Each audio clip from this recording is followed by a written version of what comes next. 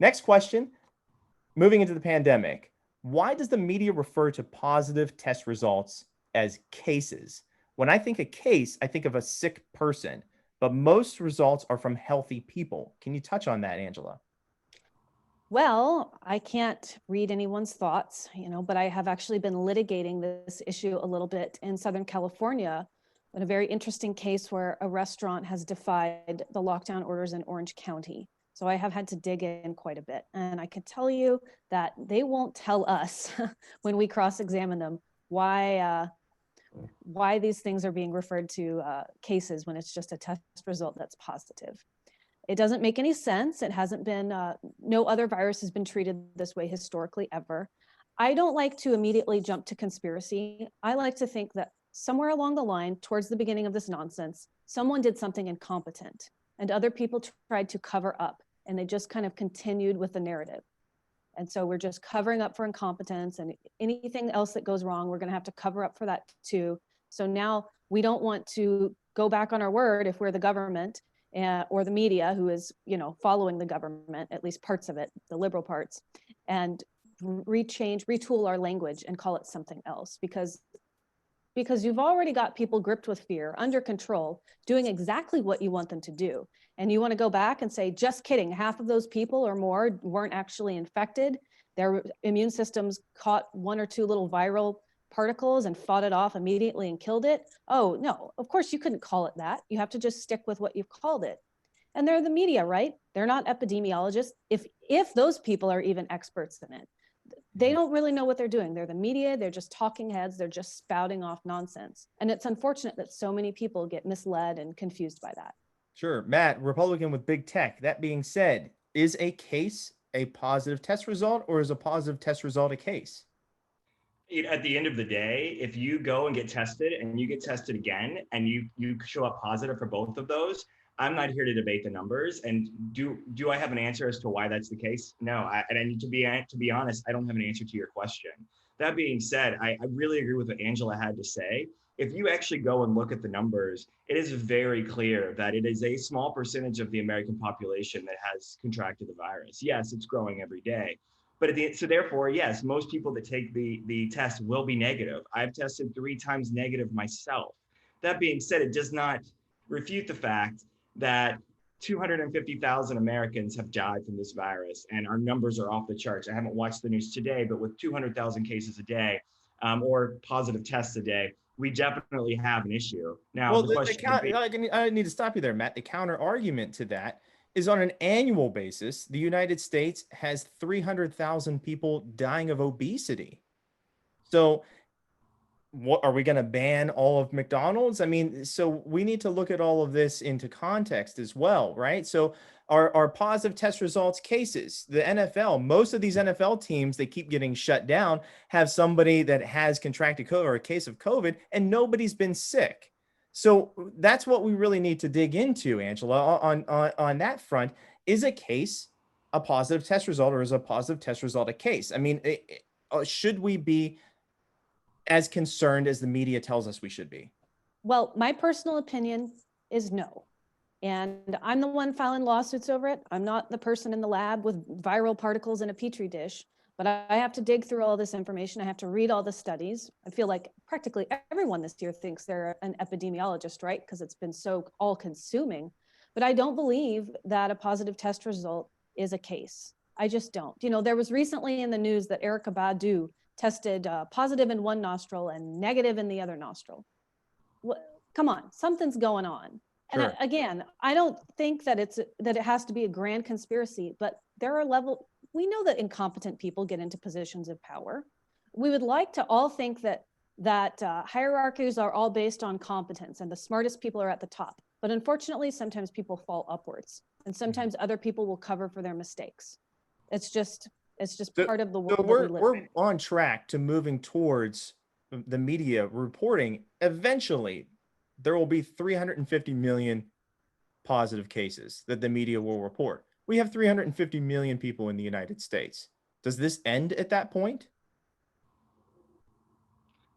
here's the deal. I think at the end of the day, it is being reported in a very interesting way. And yes, there is probably, and I'm by no means a statistician or an epidemiologist, but I have to believe that there is a margin of error there.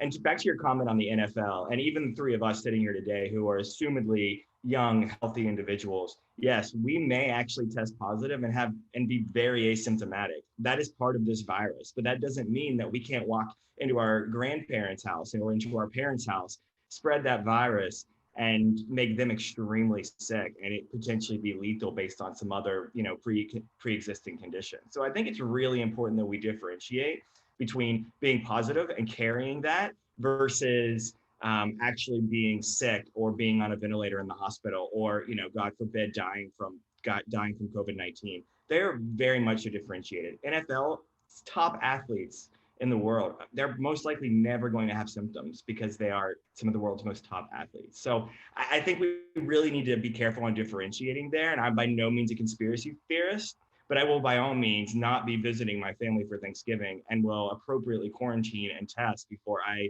ever am in contact with one of my older family members. That's very interesting. Moving on to our next predetermined question, the pandemic. In March, we were told a 2-week lockdown would flatten the curve. If it worked at that point, why do we have to do it again? If it didn't work then, why are we repeating a past mistake? Angela? Well, we've never treated any other viral outbreak like this in the course of human history. People like to point to the Spanish flu outbreak of about 1912. It still wasn't treated this way. Some cities did enact local curfews, but most of them didn't abide by it. The same thing has happened with smallpox. They tried to force a vaccination around the turn of the century. People didn't comply. There's a really good Supreme Court decision about it called Jacobson v. Massachusetts for anyone who's interested in reading up on it.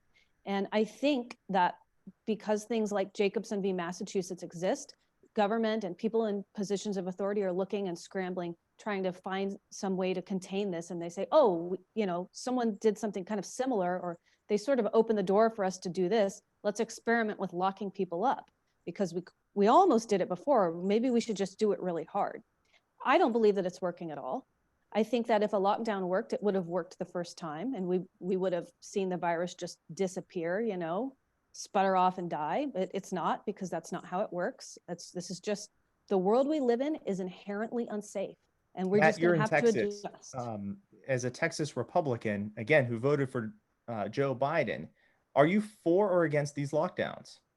I think that the term, again, not to dodge a question, but I do think the term lockdown is a little bit relative. Having spent the past 2.5 years in San Francisco and recently moving back to Dallas, San Francisco, from a city perspective, is one of the lowest COVID hotspots, or one of the least COVID hotspots in the entire United States for a relatively large city of almost 1 million people, well over 1 million people in the local Bay Area. And primarily that is because of some of the actions they have taken. Did they go too far? Yes. But when they started to open up and the case count did not go up, it was very apparent to me that, yes, a version of a lockdown, very much so, I shouldn't say lockdown, precautions, making sure that people are following the CDC guidelines can go a long way. You look at some of the cities that didn't jump on to the bandwagon.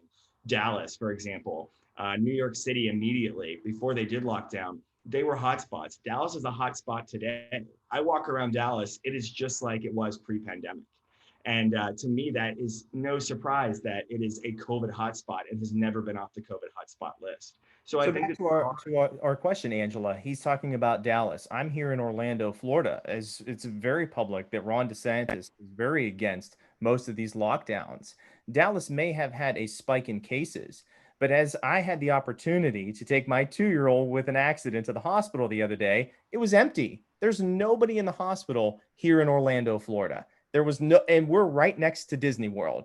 Disney World is open. We're seeing guests and travelers from around the world come here. Yes, Dallas may have a case count rising. Yes, I hear of a case count rising here in Orlando. Should we be locking down? No, you should never lock anyone down. If you haven't harmed anyone, you shouldn't lock someone down. This is a basic constitutional right. We have the right to assembly. We have the right to peaceable assembly. I should be able to go outside and leave my home at whatever time I want. And I visited Orlando, Florida in July for a Libertarian National Convention. Hundreds of us there, not a single person, not a single one of us caught coronavirus. So what does that tell me? That, you know, there's something to it that we haven't figured out yet. And I think the best way to handle it is to let individuals make responsible choices. I live in Los Angeles and I have to deal with Gavin Newsom's, you know, dictatorship. It's very unpleasant. It is absolutely crushing small businesses, and especially in California, undocumented immigrants who don't get unemployment and they work hand to mouth. They don't just feed themselves and their children. Many of them send their paychecks back to Mexico to feed ailing grandparents.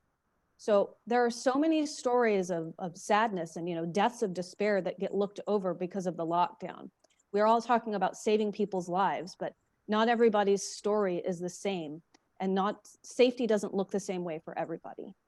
Thanks for joining us today. For our most updated content, make sure you hit that subscribe button below and ding that notification bell. That way you're alerted every time that we post brand new content. If you want to be a part of the discussion, drop us a comment below. Your favorite question, we'll pick one out and we'll feature it next time. Thanks. Bye.